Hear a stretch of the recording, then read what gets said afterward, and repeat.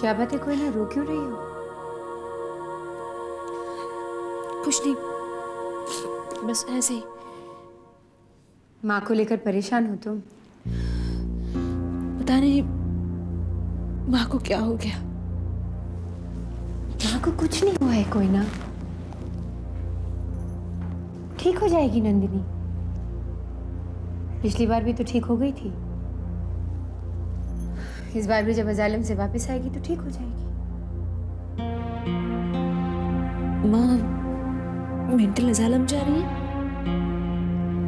बेटा अब वो इस हालत में तो है नहीं कि अपनी मर्जी से कहीं भी जा सके।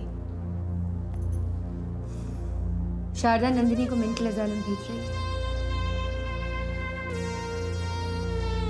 आपको कैसे पता? कोई ना, ये कोई राज की बात नहीं है, सारा घर जानता है कि शारदा उसे अजालम भेज रही है। रत्ना आंटी, अब बार बार छोटी माँ का नाम क्यों ले रही है? क्या बात है, कोई ना, तुम आजकल मुझ पर शक करने लगी हो। बेटा मैंने तो कभी भी तुम्हारा कोई बुरा नहीं किया, हमेशा तुम्हारी मदद करने की कोशिश की है, आंसू ही पूछे हैं तुम्हारे।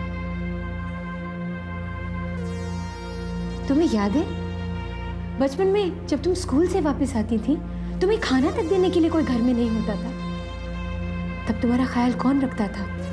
मैं ही रखती थी ना। तुम्हें हॉस्टल किसने भिजवाया? किसने तुम्हारा कॉलेज में एडमिशन करवाया? मैंने।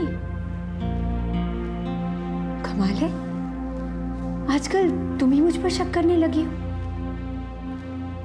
बात क्या है? कोई बात नहीं। जरूर किसी ने भड़काया है तुम्हें मेरे खिलाफ। मुझे कौन भड़काएगा? तो फिर तुम मेरी बात समझ क्यों नहीं रही हो? कोई ना, तुम्हारी माँ को पागल खाने भेजा जा रहा है, इस घर से निकालने की कोशिश हो रही है ताकि इस घर पर और रघु पर सिर्फ शारदा का हुक्म चल सके। प्लीज रत्ना आंटी बस करो, मैं छोटी माँ के खिलाफ कुछ भी नहीं सुनना चाहती। और रही बात माँ को मेंटल असाइलम भेजने की, तो उसके बारे में मैं छोटी माँ से खुद बात करूंगी।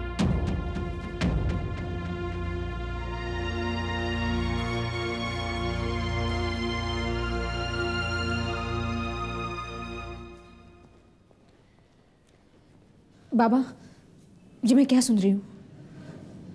क्या हुआ? आप माँ को मेंटल असाइलम भेज रहे? कोई ना, मैंने ये फैसला अपनी खुशी के लिए नहीं किया है। नंदिनी की हालत ने मुझे मजबूर किया है ये फैसला करने के लिए। लेकिन बाबा, हम सब लोग मिलके माँ को ठीक नहीं कर सकते, उनकी देखभाल नहीं कर सकते? अभी तक तो कर ही रहे थे ना बेटा, लेकिन अगर नंदिनी की हालत में कोई सुधार नहीं हो रहा है तो क्या कर सकते हैं? लेकिन इसकी भी क्या गारंटी है कि मेंटल असाइलम में जाने के बाद भाभी की हालत में सुधार आ जाएगा? तुम सब लोग ये क्यों समझते हो कि मैं नंदिनी का दुश्मन हूं या उसे घर से दूर भेजना चाहता हूं? मैंने जो फैसला किया है नंदिनी की भलाई के लिए किया है। वो कुछ दिन मेंटल असाइलम में रहेगी तो ठीक हो जाएगी, उसके बाद हम उसे घर वापस ले आएंगे। आपकी बात हम समझते हैं, लेकिन एक बार उस मेंटल असाइलम का माहौल देखने के बाद किसी अपने का वहां जाना बहुत तकलीफ दे रहा है हमें। शारदा, कुछ दर्द, कुछ तकलीफें सहनी पड़ती हैं। मुझे भी दुख है नंदिनी को वहां भेजने का, लेकिन क्या कर सकते हैं? बीमारी दूर करने के लिए कड़वी दवाई तो पीनी ही पड़ती है ना। हमें यह कड़वा घूंट पीना ही पड़ेगा, हम सबको।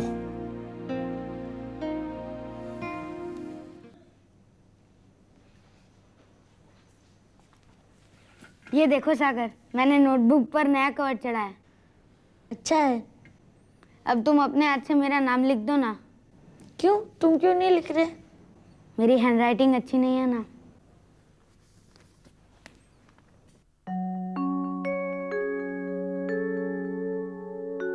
तुम्हारा दर्द कैसा है सागर? अब ठीक है।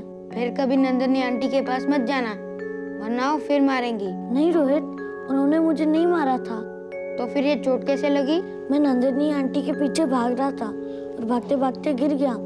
नंदिनी आंटी ने तो मुझे उठाया था। अच्छा? हाँ रोहित, मुझे ऐसा लगता है कि नंदिनी आंटी पागल नहीं है, उस दिन जब रिया और मैं उनके कमरे में गए तो उन्होंने हमें कुछ नहीं कहा और मुझे प्यार किया। सागर, पागल ऐसा ही होते हैं। कभी कभी वो बिल्कुल ठीक लगते हैं और कभी कभी बिल्कुल पागल। हाँ, लेकिन नंदिनी आंटी ऐसी नहीं है। मुझे तो वो बिल्कुल ठीक लगती है। अगर तुम एक बार उन्हें ध्यान से देखोगे ना तो तुम्हें भी वो बिल्कुल ठीक लगेगी। मैं नहीं देखता उन्हें ध्यान से, मुझे डर लगता है। तुम्हें उनसे डरने की कोई जरूरत नहीं रोहित। चलो उनके कमरे में चलते हैं, फिर देख लेना, वो बिल्कुल ठीक है। मुझे डर लगता है। चलो ना रोहित, मैं हूं ना साथ। चलो।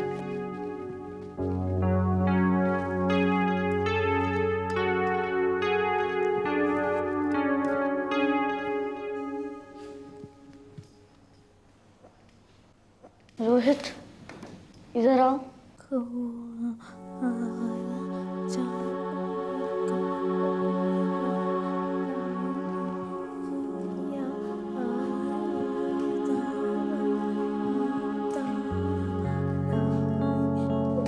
मैंने कहा था ना, ये कुछ नहीं कहेंगी।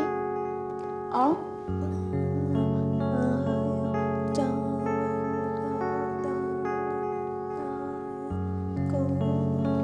इनकी बाजू दर्द कर रही होगी ना? हाँ। चलो इनके हाथ खोल देते हैं। नहीं, वो मारेंगी। नहीं, वो कुछ नहीं करेंगी।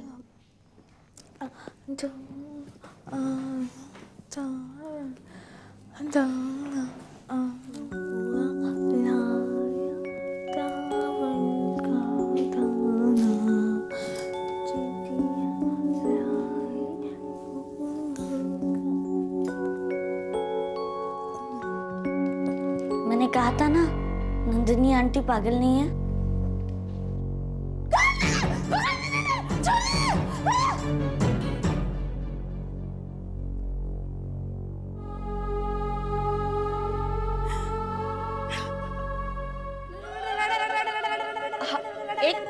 एक मिनट।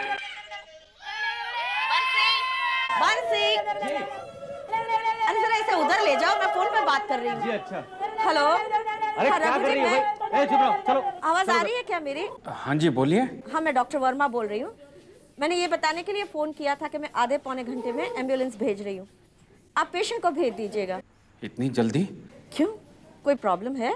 नहीं, ऐसी कोई परेशानी वाली बात तो नहीं है।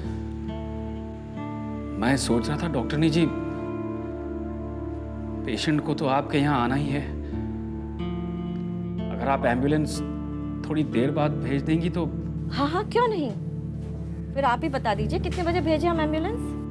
4-5 बजे भेज दीजिए। ठीक है, आप पेशेंट भेज दीजिएगा। ठीक है, मैं फोन रखता हूँ।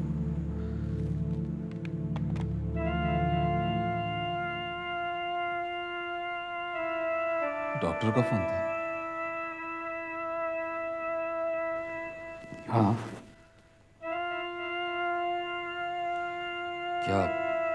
क्या कह रही थी? नंदिनी के लिए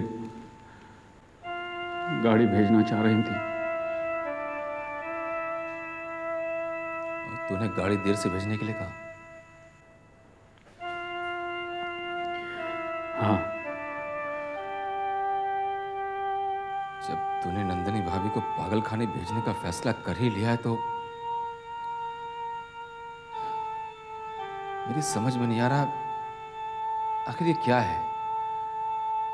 एक तरफ तो तू चाहता है कि नंदिनी भाभी पागल खाने जाए और दूसरी तरफ ये भी चाहता है कि वो इसी घर में ज्यादा से ज्यादा देर तक तेरी आंखों के सामने रहे।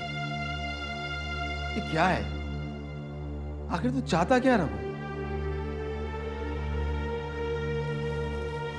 श्याम, मैं नंदिनी को ठीक देखना चाहता हूं और यह भी चाहता हूं कि वो इस घर से दूर ना जाए।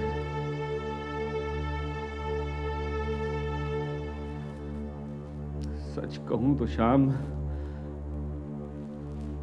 मुझे खुद नहीं पता मैं क्या चाहता हूं।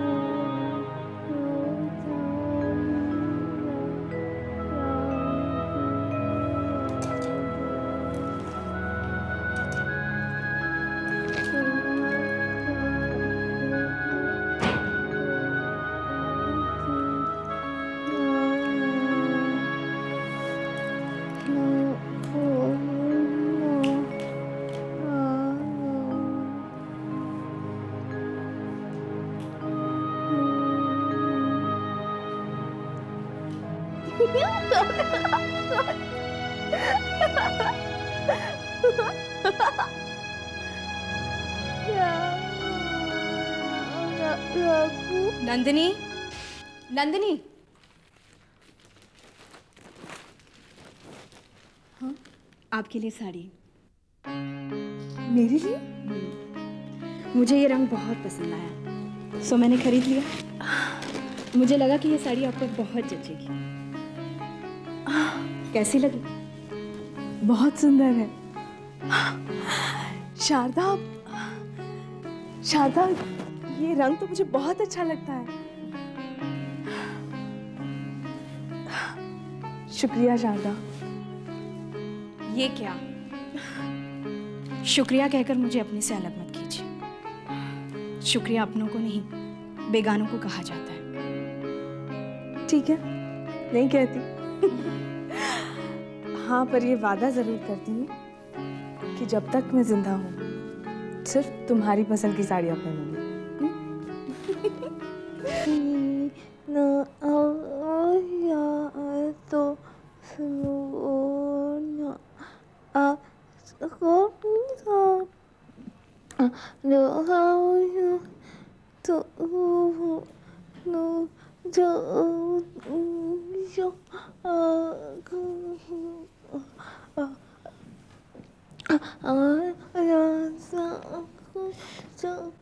साड़ी देखकर आपको कुछ याद आया? आपने तो उम्र भर मेरी पसंद की साड़ी पहनने का वादा किया था, फिर ऐसे अचानक वादा क्यों तोड़ दिया आपने?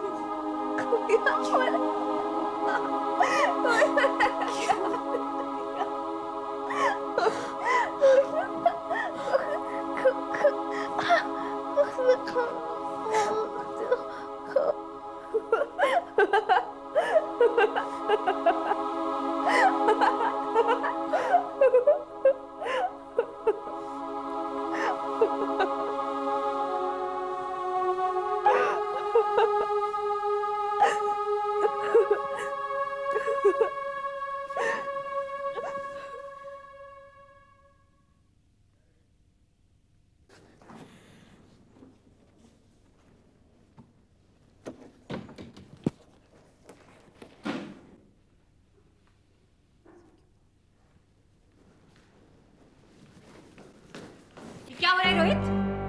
हाँ? मुझे पैसे चाहिए। अच्छा, पैसे चाहिए तो मेरा पर्स खोल के खुद निकाल लिए। चोरी कर रहे हो तुम? इसमें चोरी की क्या बात हुई? मुझे पैसे चाहिए थे, अब नहीं थी तो मैंने पर्स में से निकाल लिए। किस लिए पैसे चाहिए तुम्हें? वो मैं आपको नहीं बता सकता। रोहित, मेरे पर्स से पैसे निकाल रहे हो और मुझे नहीं बता रहे हो पैसे किस लिए चाहिए? क्यों नहीं बताऊंगा। क्या कर लेंगी आप? बदतमीजी मत करो रोहित, थप्पड़ खाओगे। ये क्या बात हुई? जब देखो थप्पड़ मारने की धमकी देती रहती हो। और हाँ, मैं अब बच्चा नहीं रहा। आप मुझे मारेगी तो मैं भी आपको मारूंगा।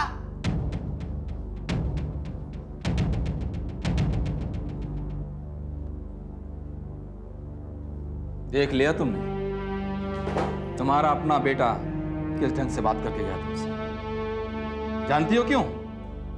क्योंकि तुमने उसे यही सिखाया है रत्ना कि जब कोई बड़ा डांटे तो उसके बराबर बोलो, और जब कोई मारे तो उस पर भी हाथ उठाओ बेटा, और जब कोई समझाए ना तो उसकी कभी मत सुनना। ये जता कर गया है कि किस तरह के संस्कार तुमने उसे दिए हैं।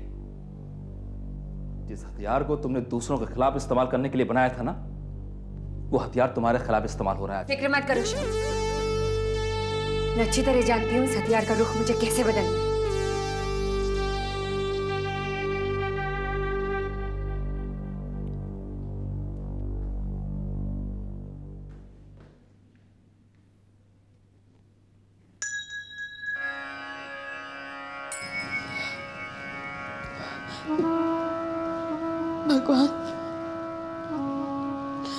भगवान इस घर को सुख और समृद्धि देना। मैं इस घर को इसलिए छोड़कर जा रही हूँ क्योंकि मैं इस घर का सुख चाहती हूँ। मेरा मकसद तभी पूरा होगा जब इस घर में सुख और शांति हमेशा बनी रहेगी। भगवान इस घर के सभी लोगों का जीवन खुशियों से भर देना और मुझे मन की शांति देना भगवान। हिम्मत देना मुझे, हौसला देना कि मैं इस घर से दूर रहने का दुख सह सकूं। मुझे ताकत देना भगवान, ताकत देना।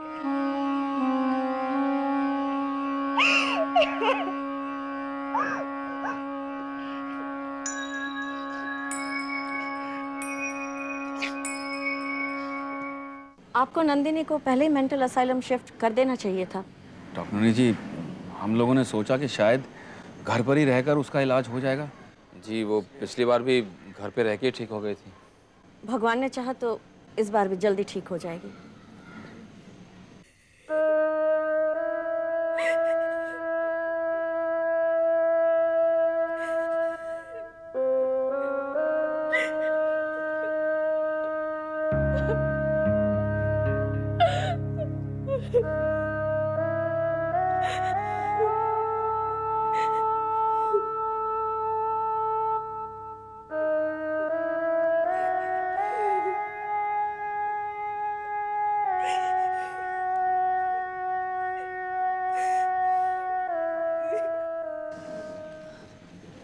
काफी देर हो चुकी है, पेशेंट को प्लीज जरा जल्दी बुला लीजिए।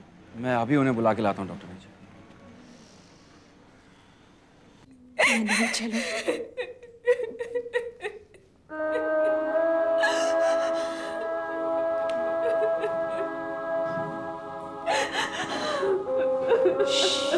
कोई ना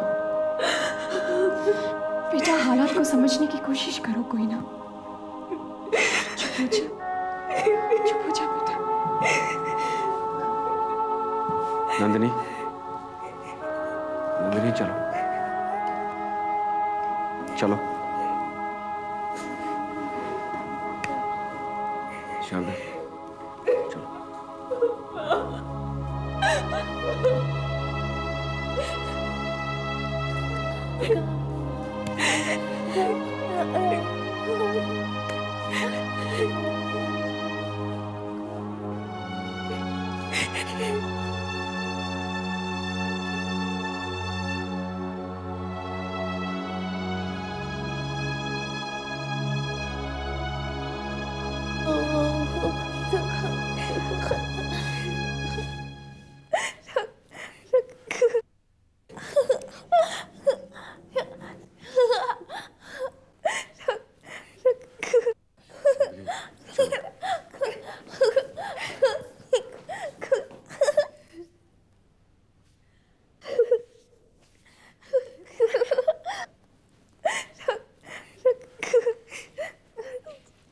नंदिनी,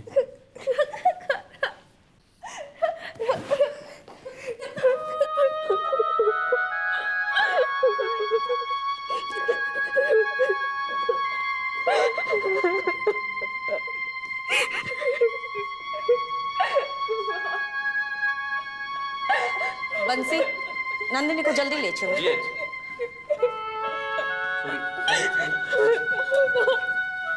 बंसी संभाल के, आराम से, आराम से।